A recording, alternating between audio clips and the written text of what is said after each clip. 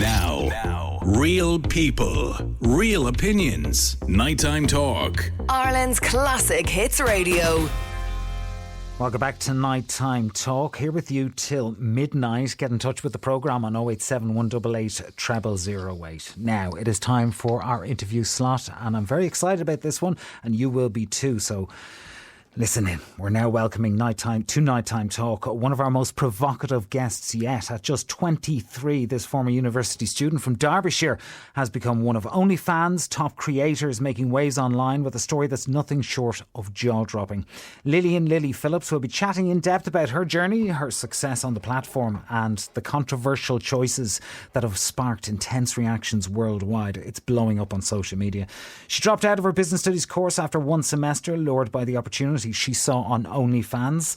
Fast forward to today, and she's amassed nearly 500,000 followers on Instagram and ranks in the top 0.1% of OnlyFans creators worldwide. That is huge.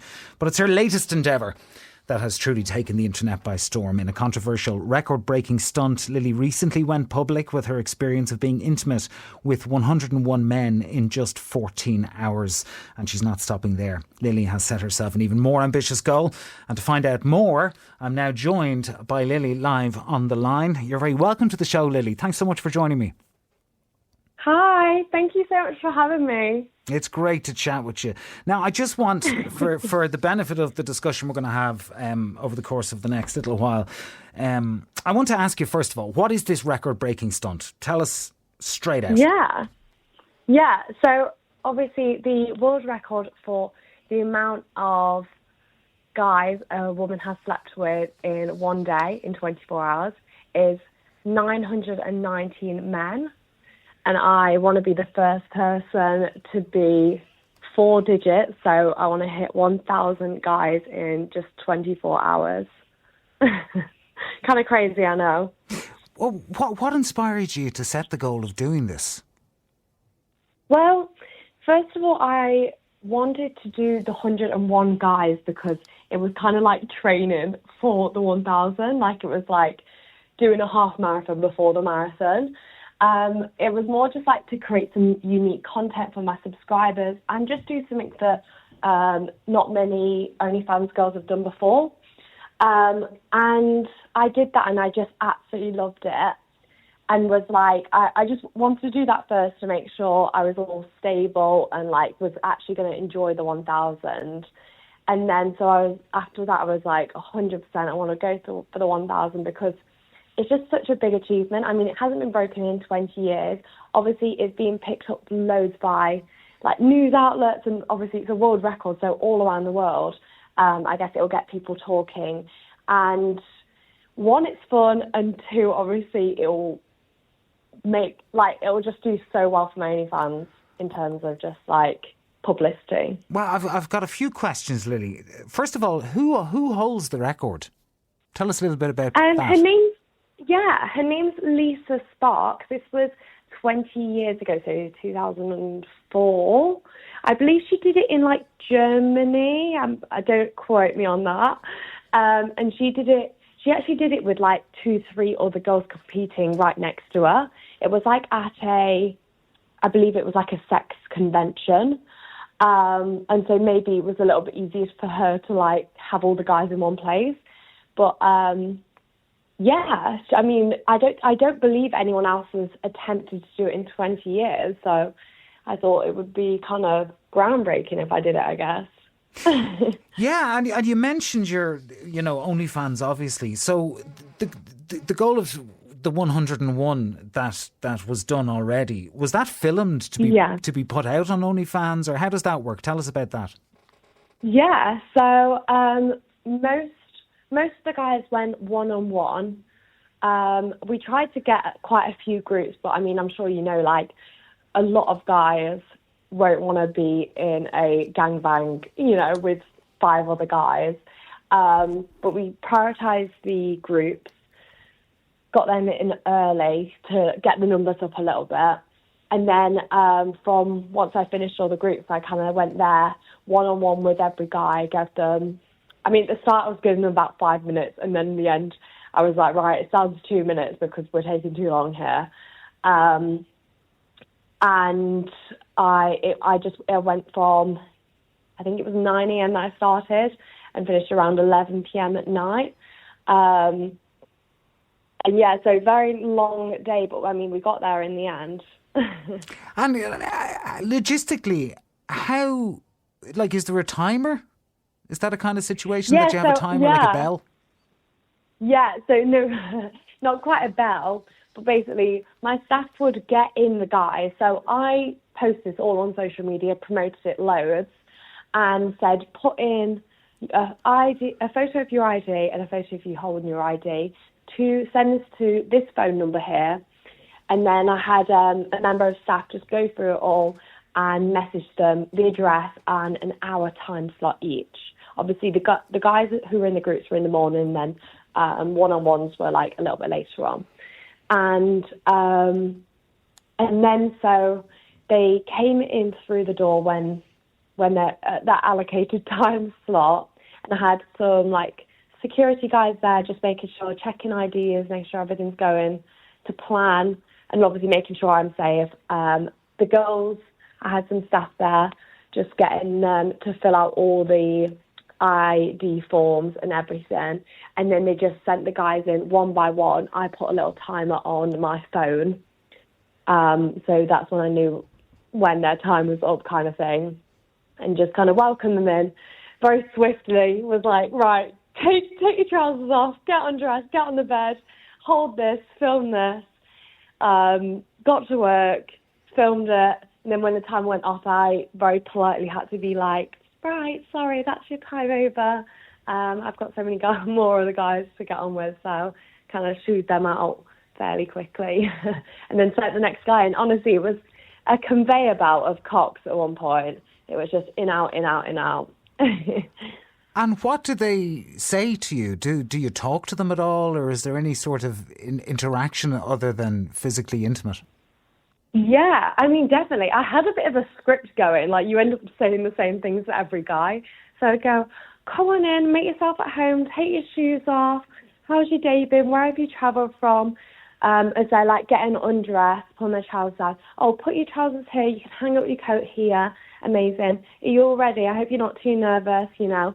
And, you know, some of the guys would be like, I'm a bit nervous. Oh, don't worry. It's just me. Like, we're just here to have fun. We're just, you know, two consenting adults trying to have fun. So lie down. And then I just got them to hold the camera. And so, sometimes, like, if they're a bit nervous, I'd, like, talk to them a little bit more. But I think as soon as you get into, like, they're enjoying themselves. They're not really thinking too much about it. And yeah, and then after that, honestly, everyone walked away with like so much confidence and, you know, wasn't too shy. And like after we finished, it was just like a little chit chat of like, oh, what are you doing for the rest of today then? You know, having a nice wholesome Saturday then, you know, you going out, that kind of conversation, just chit chat. Yeah. So just chatting, like just talking about stuff. What about protection? I mean, what are the health risks involved? Yeah, so I mean, we used condoms with all of them, and in terms of like testing, it wasn't mandatory, but it was. We would prioritise the guys that got tested. Like if you got tested, you know, you were most likely to be picked. Because I had over like 500 applications, so not everyone got picked. So most of the guys that were tested, and yeah, they all wore condoms. And they apply through your OnlyFans account, right? No, so they applied through, I put up posts on my social media and then they just sent it to a phone number that I put on the post. Okay, right. And did you screen them yourself, like in terms of, does it matter if they're attractive or does it matter if they're tall or skinny? I could not give a shit about that, no. It was anyone and anything, honestly. I was like, I really don't mind. My assistant just went through them all. Yeah, I mean, I had ages from 18 and I think probably the oldest guy was like late 60s. All shapes, all sizes, down there especially. Like I didn't want guys that were like really good looking or anything like that because it makes it really realistic then, you know. I want my subscribers to watch him and be like, oh, well, she is having intercourse with someone who looks like me, and it makes it a bit more relatable. And the guy, I think the viewers really enjoy that. And you mentioned that there's other people involved in this. So you have security, is a part of the entire operation. How many people are involved in terms of your team? Yeah, so we had 4 girls there actually, just making sure all the consent forms were filled out. And all the guys, the hospitality for the guys, all my assistants were feeding them biscuits throughout the day in the waiting room, making sure they got a glass of water. And all that good stuff. And then I had 2 security guys, one at the door checking IDs and another outside of my bedroom door, just making sure, everything's okay with me personally. In total, I can't do math, 6 people. And how did you feel after? How did I feel after? Well, it was definitely a long day. I'm not disputing that it was hard work. I don't care what people say. 14 hours of shagging is hard work. My body was a little bit in bits. I had liquid everywhere. I was definitely not feeling the freshest. I was very, very tired and just so achy. My whole body, honestly, I felt like I'd been hit by a bus. But I was super happy. It was honestly so nice to meet the guys. Everyone had the best energy. All the guys were so nice, and they all felt really grateful to just be there and have this experience with me. And I was just super happy that I got some good content out of it, and all the guys were happy. Yeah. I mean, obviously it was a little bit it was a hard day, don't get me wrong. It was very how do I explain it? A little bit robotic at parts. But other than that, it was good. And you're planning to do this with 1,000 men. Now, that's quite a jump from 100 and 101, or was it 100? 101, yeah, tell me about it. There you go. Okay, so switching it up to 1,000, the obvious question is the time limit. I mean, you have 14 hours for 100. You're going to try and get 1,000 in one day. That's a logistical nightmare. It must be a timing issue. Oh, honestly, it's taking me months to organise. It is going to be really tricky, actually. It's not easy to do. I mean, I guess that's why it's never been done. But in terms of time logistics, it's going to be so different, because when I did the 101, it was very much they've got to take their trousers off. We have a little chat, and they get to go for 2, 5 minutes, 2, 3, 4, 5 minutes, and then they're out, and then they're getting dressed again and stuff like that.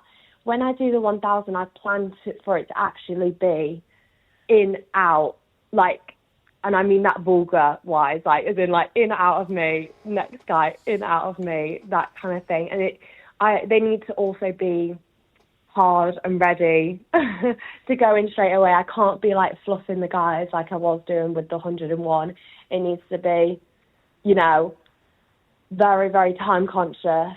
I'm just honestly, I really am hoping for an actual conveyor belt of guys, just in, out, in, out, in, out. And also I'm planning on having other girls there to actually fluff them and get them ready for me. Just so then I'm not faffing about trying to get someone hard. So it'll be Sorry. it'll I don't know be how a much team, I can it'll be say a on team here. effort. But you're going to have to get rid of people. You're going to have to say, listen, we're done, out. Oh, trust me, I'm big on time. I will make it happen. So I'll definitely be in, out, in, out. And also I'm going to have actual members of staff around me. I don't think it's going to be quite as secluded as the 101 was, where it was very intimate. It was very one-on-one. With the 1,000, it's purely just we're doing this for a world record. So, I've got staff around me making sure I'm sticking to the time limit and things like that. It's not going to be this intimate affair. And Lily, do you have competitors in this space, or is it just you out there doing these world records? Or are there, are you in a race to the finish with anybody else who's trying to do the same thing? Not really. You know what? I like to think I'm just competing against myself, trying to be the best version of myself. At the end of the day, no one can be me, and that's the upper hand I have. So I just like to think of it as a one-man race. I'm sure there's other girls that would love to do similar things, but I don't think they've got the heart like I do. Oh, what do you expect to get out of it? So I think, honestly, it will skyrocket my OnlyFans, because at the end of the day, doing the 101, it was absolutely great, but it kind of mostly just stayed in England. When you do a world record, it affects, it's global, So I'm hoping to really get into like the American space, because that's really huge in porn and things like that. And yeah, I just honestly, I want to go down as a bit of a legend in the industry. And that's what I'm really hoping to do. I mean, being the world record holder of the woman who has been with the most amount of men in a day is just like, you don't really get better than that, surely. Well, I wanted to ask you that because the Irish market is relatively new to OnlyFans and similar platforms. What do you think Irish audiences might misunderstand about the OnlyFans industry?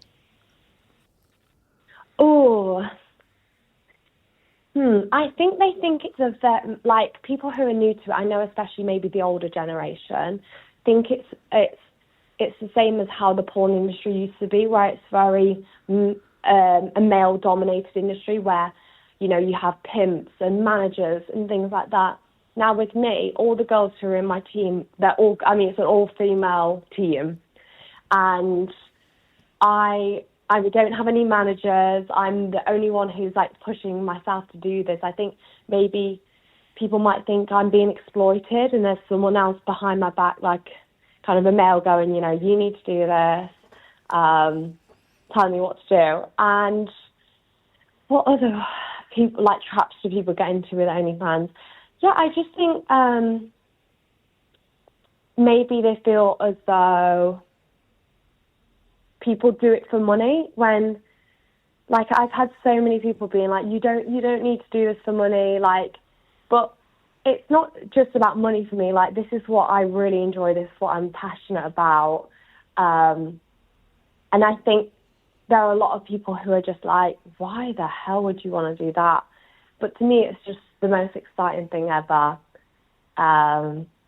Well, OnlyFans is still a bit taboo in Ireland. People sort of whisper. Really? Yeah, they whisper to each other. It's still a bit taboo, and it's almost, I'm sure it's not underground at all, but it feels almost like it is because nobody talks about it. Oh, really? Yeah. And what would you respond to someone in Ireland who just thinks you're doing this for attention or shock value? I think people don't realise that other people don't think like them. Like, there's just such a big community of girls that are really into being shared by multiple guys like me. Like, this is, to me, an actual kink. Like, being with lots of men, that is what I also get off on. And so I think people definitely think I'm just doing this just for money and things like that. But it's also just I am pursuing my dream, not my dreams, but just like my my sexual fantasies. I'm just also just pursuing them. And yeah, I think people get very stuck on the thought of like I might be being exploited or I'm doing this for the wrong reasons, and that's just not all true.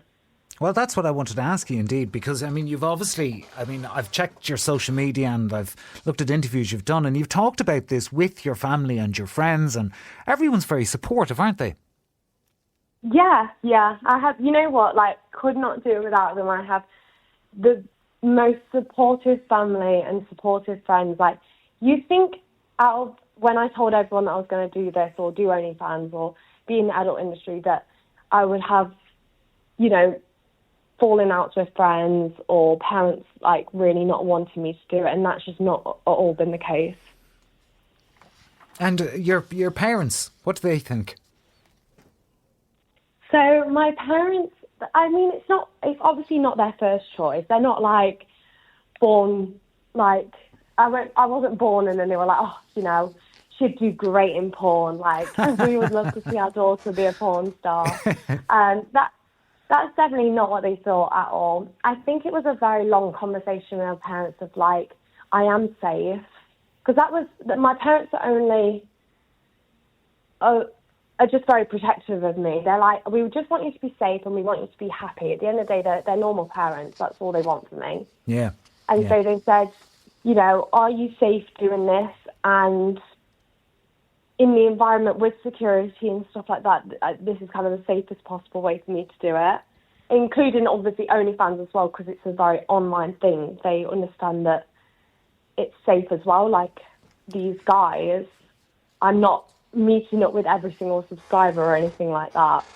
It's very much online.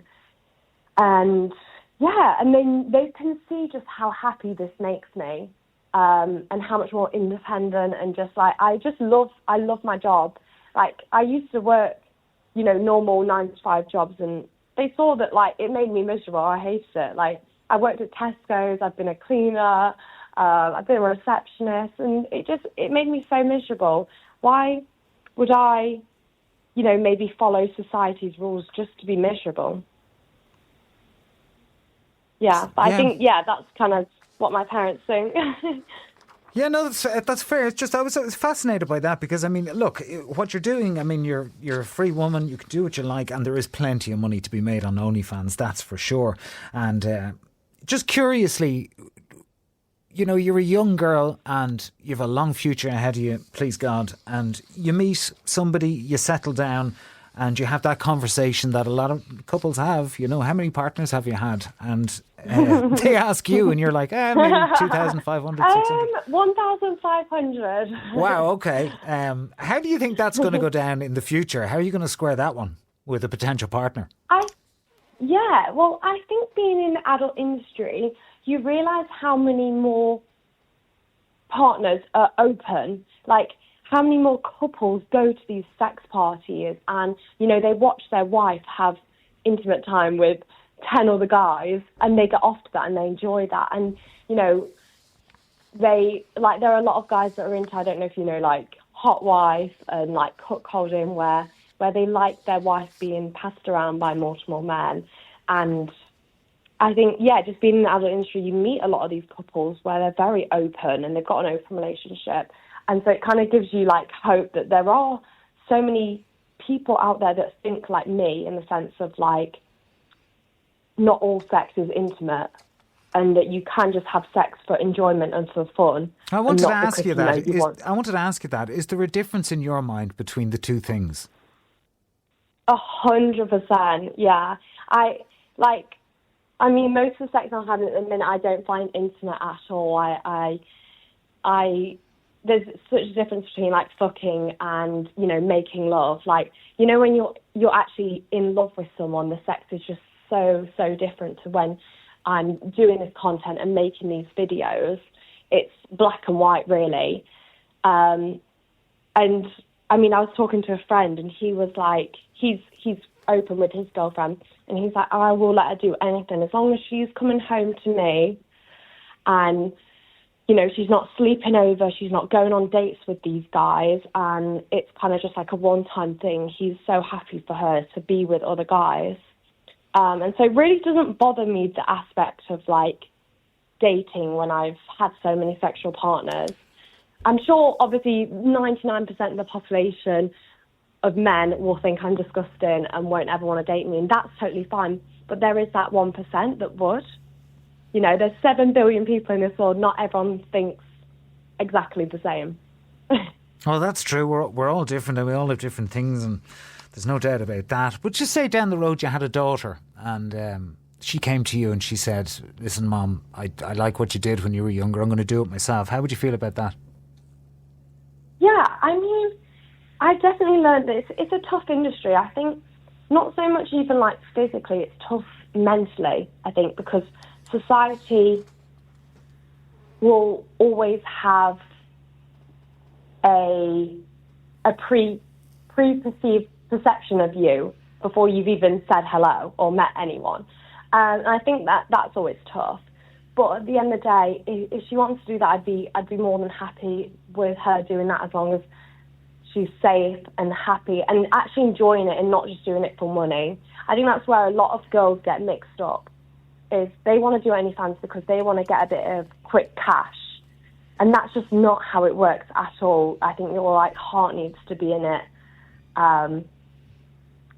And not everyone is as successful as me. I've heard stories where girls are just like, I really hate this job.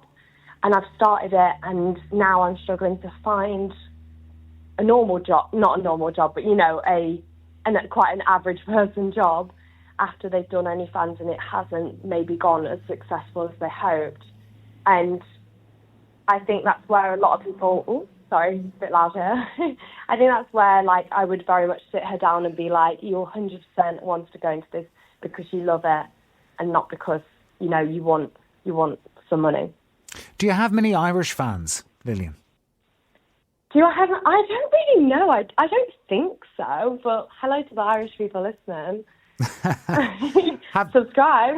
have any of the guys that have applied, do you know where they come from or anything like that?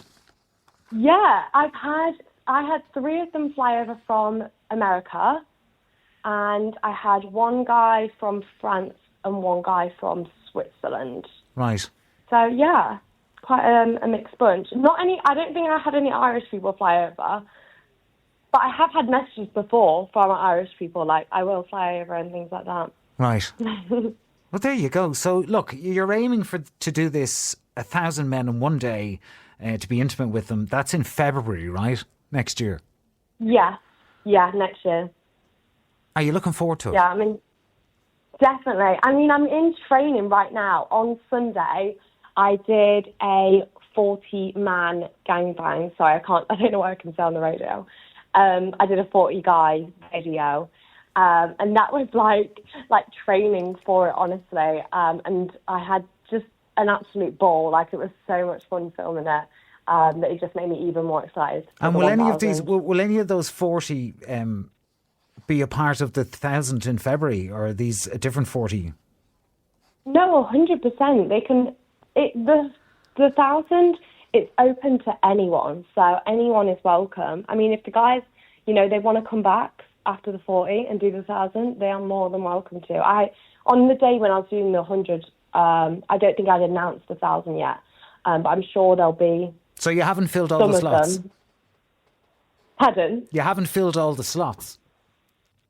No, not yet. That's why we've given ourselves till February, because it takes a bit of time to get 1,000 guys together who are willing participants.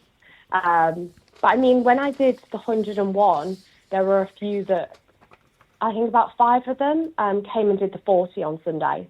So I'm guessing they enjoyed themselves in the 101. That's why they came to do the 40. Well, there you go, Lillian. I have to say, I wish you well with it. It's a new world. Thank you. You do you, as they say. It's definitely different, and it definitely caught our eye here on Nighttime Talk. And I think people listening in tonight would be fascinated by the story. But take care and look after yourself, and I hope everything goes well for you in your life. Okay.